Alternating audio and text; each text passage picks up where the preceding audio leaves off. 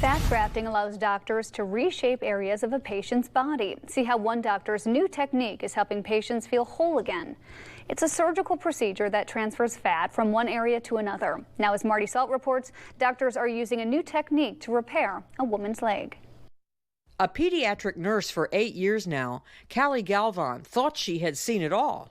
I noticed about 3 years ago, about 2017, that I was having like a fatty growth in my leg. Luckily, a biopsy came back benign, but about a week later, there was a painful infection. My leg was very swollen, very red, extremely tender. Plastic surgeon Joshua Lampert knew he had to remove the infection and let the wound heal. The problem is when a wound heals like that, it created a really big crater in her leg. That's when Dr. Lampert offered her fat grafting to fill the hole in her leg. Fat grafting is a technique where you harvest fat from somewhere on the body that you don't want it, and then you place it somewhere where you do. While harvesting fat is not new, the technology Dr. Lampert uses is.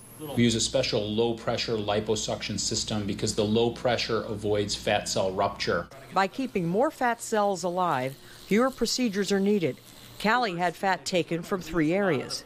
The first one we did my abdominal area, the second one we did my back, and the third one we did kind of like my love handles. Once that's harvested and separated, then we're able to inject it deep to the scar and try to push that scar up. The entire process took 6 months, but now Callie's leg is healed.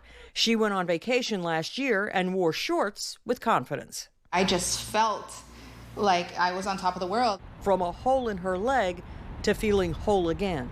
I'm Marty Salt reporting.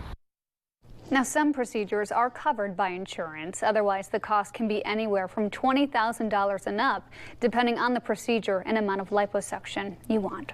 Stay with us. We'll be right back.